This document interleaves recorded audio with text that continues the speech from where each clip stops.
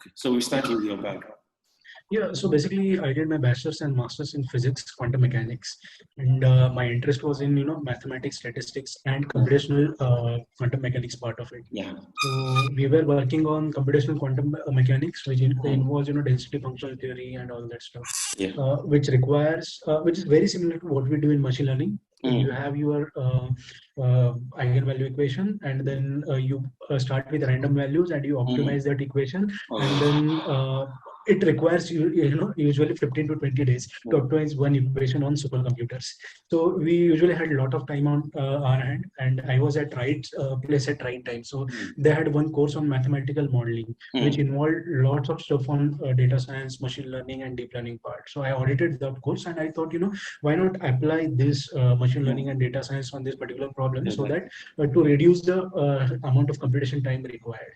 So we tried it. We didn't get good results, but one thing we found out is we reduced this 15 to 20 days time to run one script to around 1 or 2 days, and that was excellent improvement. Not from the physics perspective, but from the computational perspective.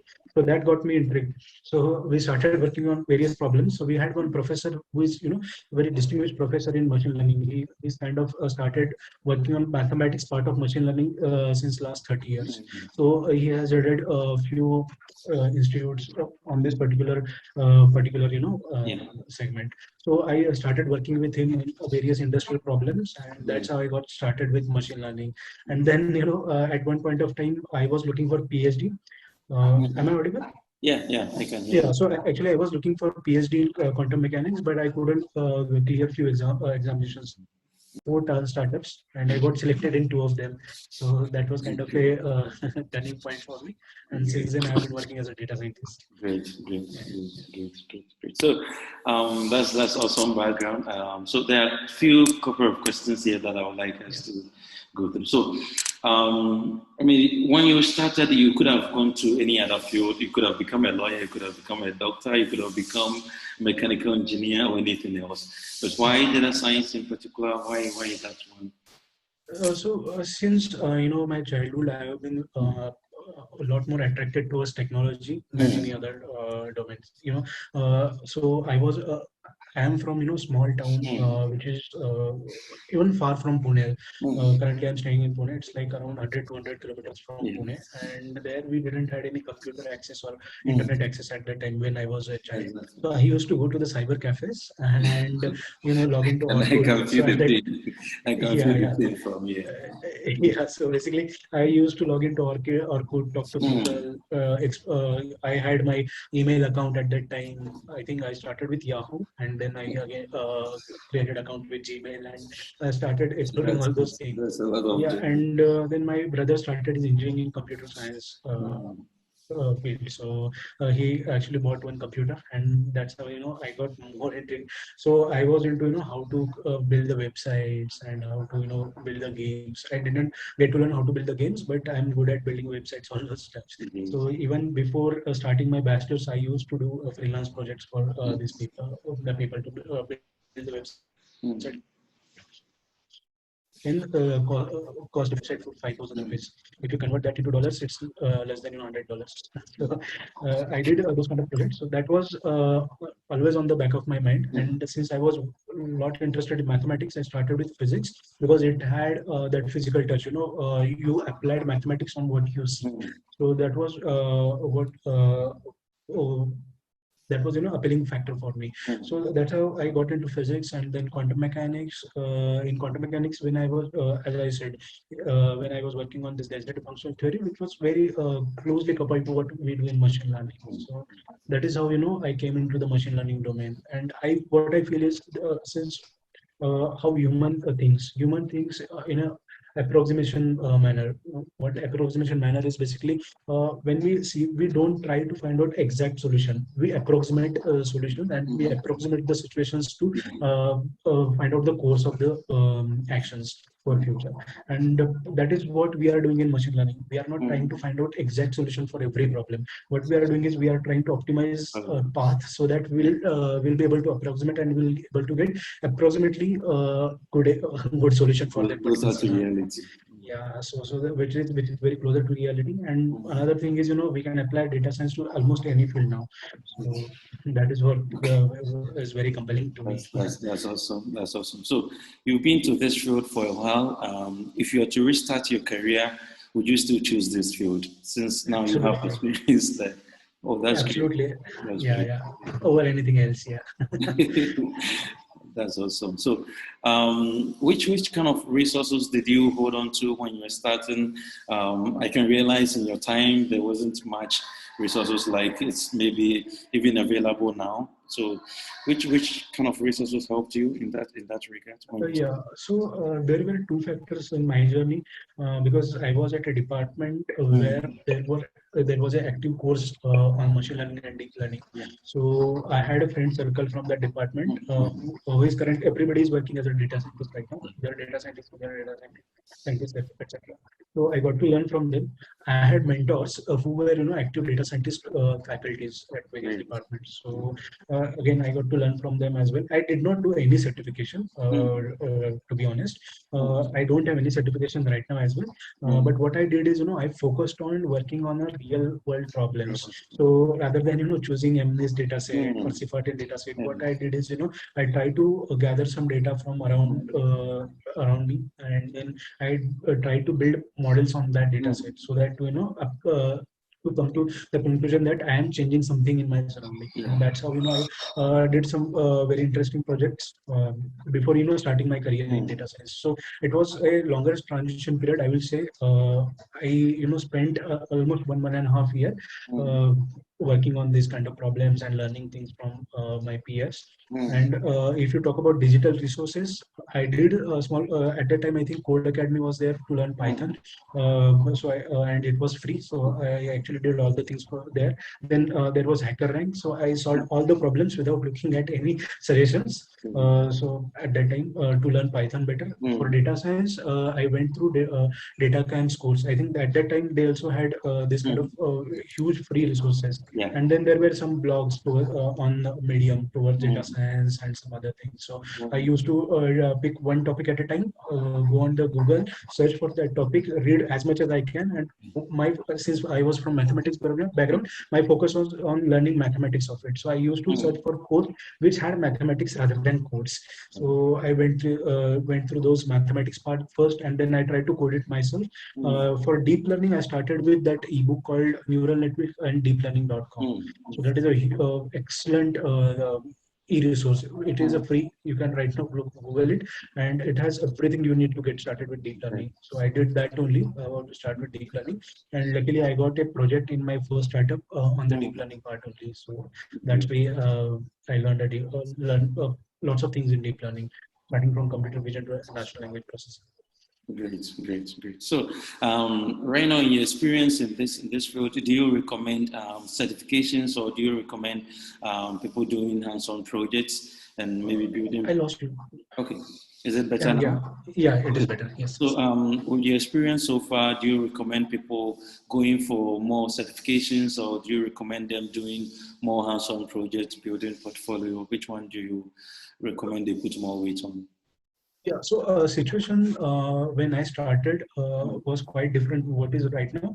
So I would suggest get one or two certifications, but not more than that. Rather than focusing on that certifications, yeah, it's always good to have a certification, but focus on doing hands-on projects. As much hands-on projects you will do, you'll get the experience, and that will be beneficial for interviews as well as while you are working in a company or startup. Exactly. So, how's your day-to-day activity like? Do you enjoy being with data? Do you have time for anything else? Do you have time for your family, or you're always with data and family complaining always that you don't have time for them, or you're enjoying your day-to-day activity with data? How is it like?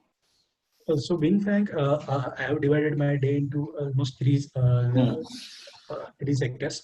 One is my day job, wherein currently we are working on big data science. So I'm learning big data, Spark, Hadoop, etc. So I have to spend a substantial amount of time in a day for my day job, almost 8 to 10 hours. After that, I spend a lot of time with my family. I have a daughter of 10 months. So I spend a lot of time with her, and in the night I spend 1 or 2 hours working on my own projects. So Great. that project can be anything. So currently I'm working on Nifty 50 stock market data set, which Mm. is a kind of novel approach to solving stock market forecasting problems. Mm. Yeah, so I work on this kind of projects every time. I mean, every day I will have something to work on my Mm. spare time. Great, great. So let's talk about salary. Are you happy with your salary, with the work that you do?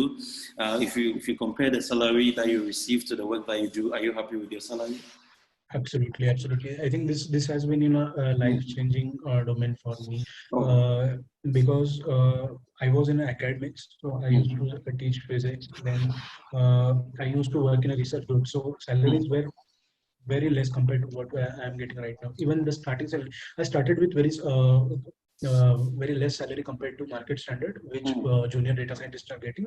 I started as a associate data scientist, but that was a startup, and it gave me a lot of exposure to various data scientist domains and problems, and talking to customers, interacting with customers abroad.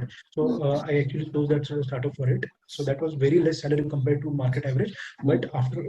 after 1 year, I got very high pay raise. We actually raised one funding round, and since then my pay raise has been above market average if you Mm. compare to the data science. So if Yes. you do good, you will get excellent salaries, even if it doesn't matter at what scale you are starting with. Just something that just came to my mind. Like if you're out there and if you want to start this, I mean, your journey in this field, sometimes when you're searching on Google or maybe you join some I think I webinar. lost you again. Okay, is it better now? Hello, Can you hear me now? hello, Yes, I can hear you. Can you hear me now? hello. I can Yeah, hear yeah, you. Can you hear me now? yeah, yes, yes, yes. I can Oh, hear you now. sorry for the. I think it's the network is kind of No, unstable.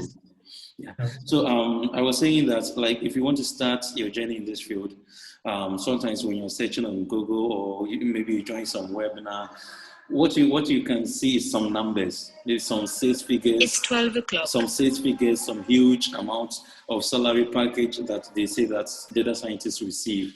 So are these numbers true? Do you receive that kind of huge salary? Is it true? Yeah. On the real Yeah, world, is it actually, true or is it just on the fabricated? contrary, for 90% of the people, they will not get that much salary which these webinars and all those people are Yeah. providing.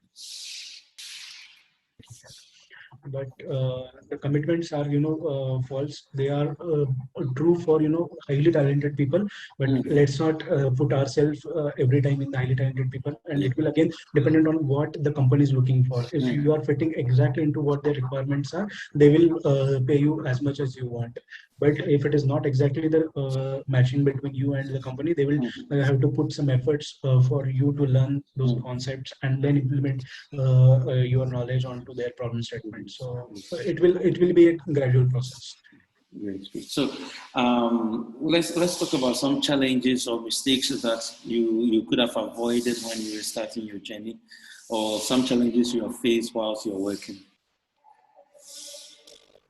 Yeah. So one problem I usually see, even me and others face, is people dive directly into implementation part, and they run 2 3 scikit-learn algorithms or some Mm. keras algorithms on some already prepared data set, and they think they are now good in data science. That is not true. When you work in the real world scenarios, so to give you an example, I was working with a startup, and we were recording sound in an industry. So Mm. there were various processes going on. So the milling machine, and then there was welding operation, which you see on the roadsides. So we had to collect that data set. When you collect that data set, you'll get to know there are lots of factors. Even if you Mm. change microphones, every Mm. microphone has its own frequency response. So you Yeah. have to understand every interesting part of it, every theoretical part of it, how exactly that particular equipment is Mm. behaving, whether there is consistency in the data Mm. collection. Then when you are processing the data, are you taking the right Mm. scenarios in context. For example, if you are working with the temperature, and if you are saying I will take the temperature at every second, that doesn't make any sense, right? If you are considering temperature, you will have to consider larger time chunks, because temperature changes gradually, right? So that effect will be gradual on you, whatever you are measuring.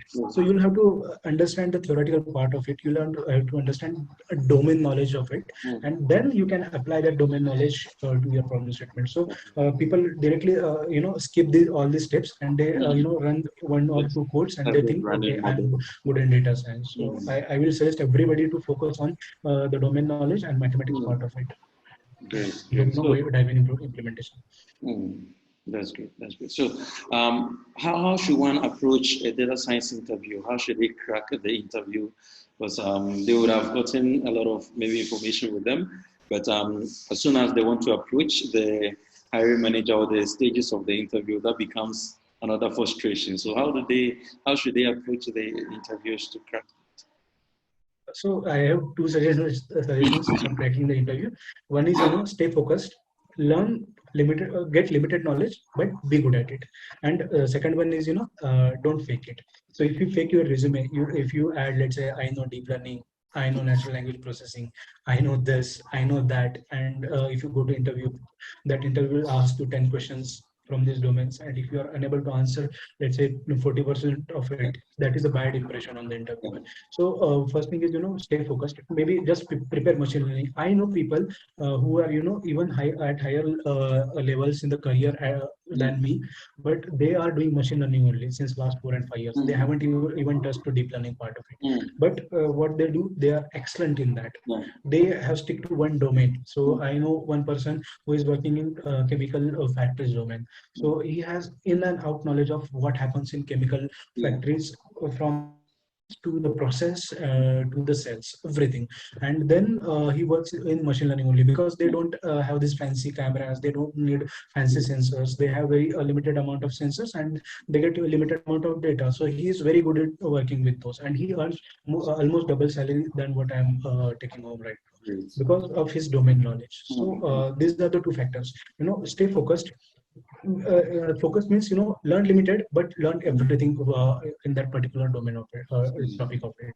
So in machine learning or in deep learning, there are n number of things you can do: chatbots, natural language processing, question answer system, image processing, audio processing, video processing, or machine learning on the structured data set. So just choose your domain, be good at it, and then move on to the next one. That way, and in the resume, make it keep it concise. Add projects which are actually game changers. Are you able to hear me? Yeah, I can hear you. Hello? Yes, I can hear you. Hello? I can hear you. I'm not able to hear you. I can hear you. Hello? I can hear you. Hello? I am able to hear you. Yeah, okay. So basically these two rules only, learn limited topics, only add projects and everything related to those topics in your resume, so that everything the interview will ask will be from your resume. Nothing will be outside your resume. So whatever words you write, be precise on them. You know it. Okay, so is mentorship necessary, or is it? Can you hear me now? Yeah, I can hear you. Okay. So if someone is starting out, is mentorship necessary, or self-guidance is enough? I would say if mentorship is there, that's nothing like it. Because you will have the direction, because mentor will be someone who has already tried n number of things and have come to conclusion that out of this m number of things works. So he will tell you about this m number of things, and you can try those m things, and your probability of success will always increase. It's not absolutely necessary, but it's always good to have. Great. So overall, if someone wants to start out this field, how should they approach the field? If, for instance, the beginner, they don't have not much knowledge about the field, and then for career transitioner, they might have knowledge in some field and others, but they want to switch to this domain. So for these two scenarios, how should they approach this field? Yeah, okay. So assuming the person doesn't have any knowledge of the domain, first thing you should start with is, statistics. Learn basic statistics, then go to machine learning. Once you learn one or two machine learning algorithms, take one problem statement, apply that algorithm to that problem statement, then go for next algorithm.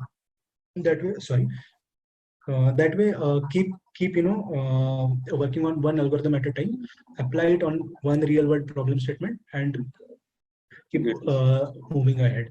So that is for a person who hasn't started with the domain. The person who has understanding of this domain, that person should first of all revise all the algorithms she knows, and then take one real world problem and work on it. Then there is one more part to it which applies to both the categories. That is, when you are working on a problem statement, try to rationalize it. Rationalize it means, once first thing is, how you will get the data. Second is, how will you process the data, how will you make that data readable to the machines. Third is, how you will simplify the data so that it will be easy for machines to understand that data. Fourth is, how will you know whether whatever model you are training is working. Right. Then fifth is, how will you know whether to use some other algorithms and why you that particular algorithm. So these are the 5 steps. If you could answer all these 5 questions, I think that is a good start to get entry-level job in data science. Great. So your final advice, I mean, your final words for the people out there who want to get into this field. Final words for. Sorry, can you please repeat? I mean, okay, your final advice, your final words for those who want to get into this field. Yeah, so final advice would be, be good at domain knowledge and mathematics, and apply it using these packages are just, way of applying it. Right now I'm working in a Spark, Scala, and there we have to implement lots of things ourselves, because those are not implemented in the Scala. So what I have learned from this is, this is the programming language is just a medium to apply your knowledge on the problem. But you should have the hunger to learn about that problem statement, to understand the problem statement in and out, and that will be more than enough to get you started. Great. Thank you very much. Thank you for the insight. Thank you for your time and everything.